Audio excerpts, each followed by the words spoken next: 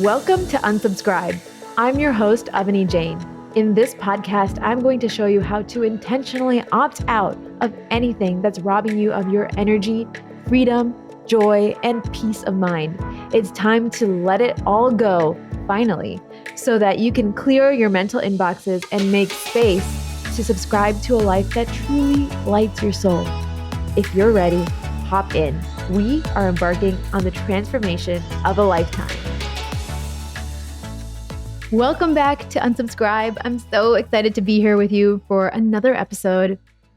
It's just my dream to be here, living life, thinking about things, learning things, feeling all the feelings life has to offer, and growing, and then sharing those learnings with all of you because we're all growing together. We're all in this game of life, and it's beautiful. It has so many high moments of joy and so many challenging, hard moments too.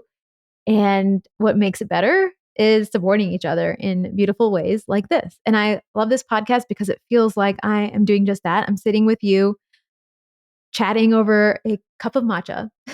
So, welcome back.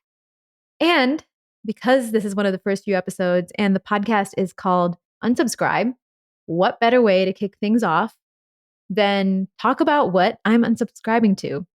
I want to give you a few examples of things in hopes that it inspires you to opt out of things that are big and small in your life as you live it.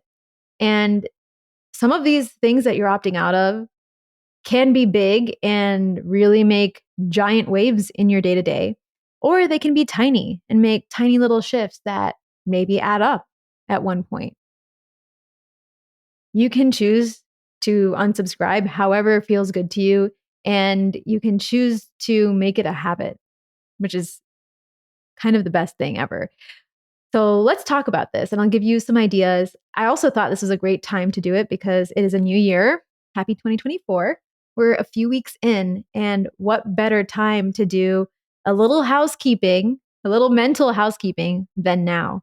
We're looking at that pile of junk mail on the table that's been sitting there for weeks or months, and we're going through it and we're taking a look with our new lens, the 2024 lens of what we want to keep and open, maybe scan or take a picture of and save for later, or what we want to not open and throw away because we know it's junk.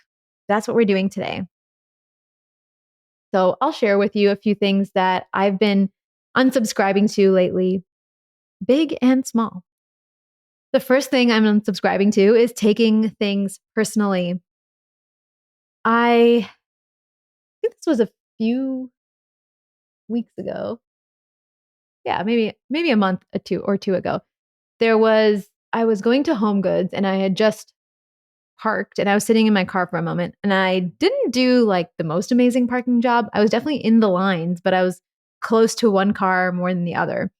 And this lady rushed out of Home Goods and got in her car and was huffing and puffing and like muttering. I was inside my car, but I could hear her muttering really, really loudly at how she was like shaking her head, trying to make it so that I saw her about how mad she was that I made her life really hard by parking the way I did. Now I could have reparked. I didn't realize my parking job was so poor. I actually don't even think it was that poor, but I remember this experience. I was like, oh, I feel really bad. Like I did this. I could have been better. It's like that perfectionist inside of me coming up, the people pleaser inside of me coming up. And then I was like, wait, no, maybe this has nothing to do with me. First of all, I'm inside the lines. I'm like 6 inches from one side and maybe 12 inches from the other side. I'm definitely closer to one side than the other. But also, maybe she's just having a bad day. Maybe she went into Home Goods and didn't find the little Christmas decoration she wanted. I don't know. Maybe it's not about me. And also, it's a parking job. Everything was fine. She got out fine. It's not actually a big deal. So I had that moment where I paused and I stepped back and I was like, wait, this isn't even worth my energy because it's not a big deal. And it's not worth my energy because I don't know the whole context of the situation. And I don't need to take this personally. I don't need to make this a big deal. I'm going to unsubscribe to that. And in my moment of having this question or these questions come up in my mind, I decided, no, I'm going to stop. I'm going to pattern interrupt, and I'm going to step back from this way of being and unsubscribe to taking things personally. That was really freeing. Highly recommend. 10 out of 10. The next thing I'm unsubscribing to is overwhelm. I've always felt overwhelm is a decision. And this past year, I've found myself being in that state of overwhelm so frequently. Our life has gotten big and full and beautiful in so many different ways. And I'm so grateful. And that has caused more things to show up in my calendar, more things that are taking up my mental space, and there are mental tickers in my head. Like, I keep going through these loops of, oh, I need to do this. I need to remind X of Y, and I need to email this person and this company that I need to unsubscribe the service to, and all of these different things. And it's just this like giant ticker, never ending, nonstop chatter. Chatter is actually a really great way to, but it is chatter. It's like the overwhelm, it's the chatter, and it just gets so loud and so noisy. And you're like, oh my gosh, I'm drowning. But again, I really believe overwhelm is a decision. So another chance to pattern interrupt and say, I don't like this. I'm choosing to feel like this. What if I unsubscribe to it? What if I choose not to feel like this? And I think in a lot of cases, I feel like for me, unsubscribing from overwhelm is easier said than done. And I need a practice to get me out of that state, that fight or flight state. So for me, movement, motion, moving my body by going for a walk or going to work out is so healing.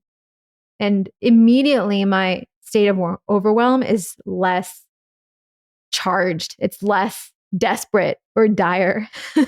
And I get to take myself out of the loop. So, motion, standing up, walking around, going outside, even those things can really help that pattern interrupt. So, that's a tool I use to unsubscribe to overwhelm every single day. That's why I love working out too.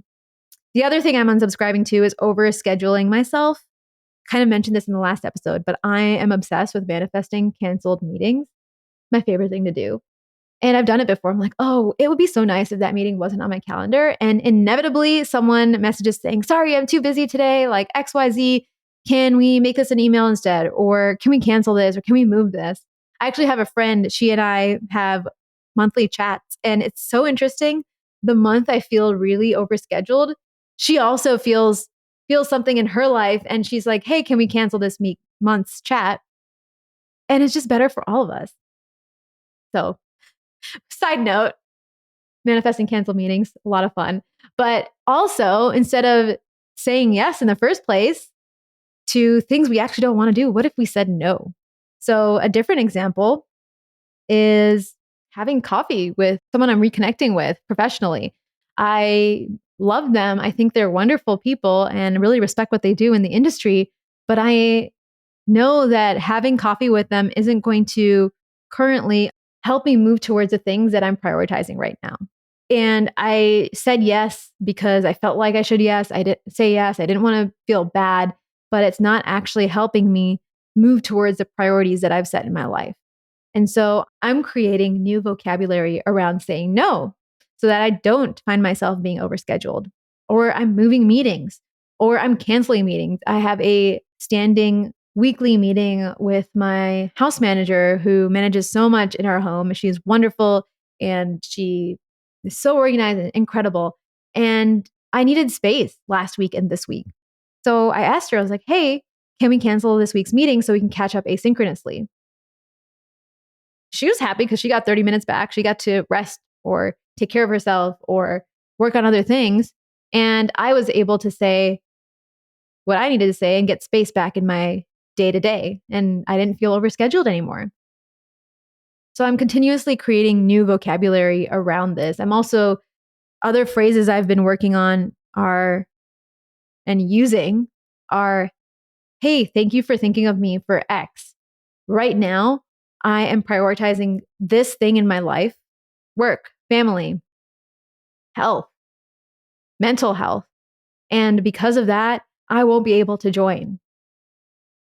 Sharing vulnerably, if you have to say no to someone and it's hard to say no, sharing vulnerably and sharing the truth really helps us bring back our power. So that's something really big that I'm unsubscribing to, especially coming out of the holiday season, is being overscheduled. I want space in my days. I want peace and a clear calendar and the ability to breathe. The other thing I'm unsubscribing to, this is a smaller thing, is a long morning routine. I love morning routines. I love rituals, and it's something, one of my favorite things of my day. It's something I used to love, which was having 2 to 3 hours every morning where I got to be and journal and meditate and cold plunge and exercise and put on my Palo Santo or my sage or my candle. It felt so good, so spacious and abundant. And now I don't have the capacity for that anymore. I have entered this phase where I want it to be compact. I want it to be effective in that small amount of time. And if it doesn't feel good, I don't want to do it. I'm unsubscribing to a long morning routine, which is, there's nothing wrong with those. I used to love them. And I'm subscribing to a mini morning routine. I might do a small journaling exercise. I might do a 5-minute tapping. I love tapping, or a quick meditation and put on a candle, burn some incense, and that's my morning routine. I'm letting it be short, letting it be 20 to 30 minutes long, and I'm allowing it to still be as magical and potent and powerful and grounding as my 2 hour long morning routine used to be. I am unsubscribing to the fact that it has to be that way or it has to be any one way. And I get to customize it to be what I need it to be right now. So those are some larger things. Few smaller things that I'm unsubscribing to. I'm unsubscribing to taking out the compost. We've been composting for a year or two now, and we have a little compost bin where we gather everything every day, a little food scraps, things like that. But our compost bin, that where the composting actually happens, is outside under our deck, and it kind of like, it looks like that's where Gollum lives, honestly. Joked sometimes that we should put a little cutout of Gollum underneath because it's so dark and it's kind of wet and like creepy. And that's where a compost bin lives. And I hate opening the compost bin. And there are these, I know there's stuff in there and I don't want to know. And I'd just rather not do it. I'd rather not think about it. It's such a tiny thing. And yes, I can do it. Like once in a while, I do put things in the compost bin, but I just don't want to anymore. So I stopped. Anytime there's compost, I put the little bag, put a little knot on the bag and put it by the stairs so that Tishar can take it out the next time he's going down the stairs. And it's been the best thing in the world. Unsubscribing to taking out the compost and trash, actually. I don't take out the trash anymore. I do lots of other things in the home, but I'm unsubscribing to those things. The other thing I'm unsubscribing to, which is feels really big for me. I'm someone who loves a beautiful home, who loves things in their place. So one thing that I'm unsubscribing to is making the bed every day. I feel like I go back and forth on this, but I do wake up before Tushar does. And because of that, and because of how our day just gets started, I don't necessarily have time to come back to the bedroom and make the bed in the mid-morning time. So I come back to the bedroom next time and it's 5 p.m. and I'm like, well, what's the point of making the bed now?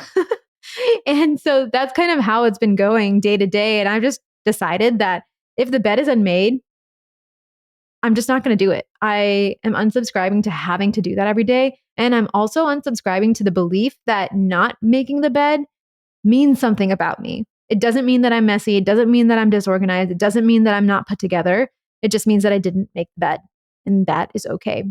And I can tap into the joy of making the bed. And if it feels fun to make the bed at 5 p.m., I will do it. I think I make the bed at 5 p.m. more than I do at like 9 p.m. or 10 a.m. or sorry, 9 a.m. or 10 a.m. because that feels fun to me. And when I'm doing it out of this place of joy and fun and that light energy, that feels good. So I subscribe to that, but I don't want to have to do it. And that feels good. And I think that ties into my next point, which is I'm unsubscribing to the compulsive desire to clean, organize, put things away. I am unsubscribing to the need for everything to look pristine. I think this is rooted in my background as a designer, where we want things to be aligned. We want spacing to look right. Everything has to be multiples of 8 or whatever else multiples that product has chosen. It's all left aligned and everything has to be the right H1, the right H2, the right body copy size. Like these are the things we learn in design school. And I have these shortcuts in my head. And so whenever I look at the design, any design, I am thinking, how do I make it better? How do I clean it up? How do I make it look polished and put together? And sometimes I'm bringing that work brain to my personal life. And I'm like, oh, how do I make this better? How do I? I wish sometimes Photoshop or Figma was real life because there are so many moments when I wanted to like left align something in real life. But I've been bringing that need to organize, clean, align, fix to my house. And again, it was coming from an energy, a space of have to. So I'm unsubscribing to that compulsion of have to and unsubscribing to the fact that it means anything. There's stuff on our countertops. It does look messy sometimes. And that's okay. And sometimes the floors are not swept, and that's okay too. I allow things to be messy when they need to be. And when it feels good, like on a Saturday morning when I have a little bit of space to sweep and mop and have a super clean, beautiful floor for the weekend, I will do that. So I'm unsubscribing to doing these things out of a have to or should and subscribing to making them feel light and fun. Because honestly, if they're undone, nothing actually happens. The bed's undone. If the house looks disorganized, so what? It doesn't mean anything. The other thing I'm unsubscribing to is feeling like I need to hang out with my friends all the time. I love my friends. I love them dearly. My close friends, they're beautiful and amazing. And I was feeling like I wasn't seeing them often enough. But when I do see them and I get to grab coffee with them once every week or once every 2 weeks, it's really meaningful and beautiful. And we get to pick up right where we left off. And I was like, wait, I should be seeing them more often, like I used to years ago. Like we used to hang out every week. We used to see each other multiple times a week.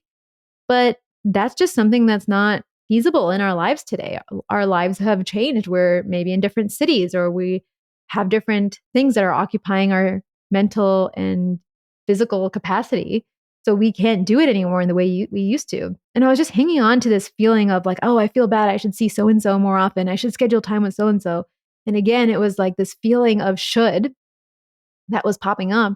And I was like, wait a second. First of all, it's friends and that should be fun. And also, it's okay if I see them once every 2 weeks or 3 weeks or once a month. That doesn't mean that friendship is any less meaningful or beautiful. It just means this is what our friendship requires, this is what our relationship requires right now. And it's not like a daily interaction. And that's okay. That's what feels good for this moment in both of our lives. So I'm unsubscribing to the need to hang out with my friends all the time. And I love that I have friends that also see that and know that and are very happy with that because I have friends that respect my boundaries and I respect their boundaries too. It's really beautiful, beautiful way to be. I'm also unsubscribing to feeling like I need to work at my desk all the time. And this is so interesting because in some ways I feel like I'm telling you all the opposites of things that I shared in my last podcast. Interesting, right?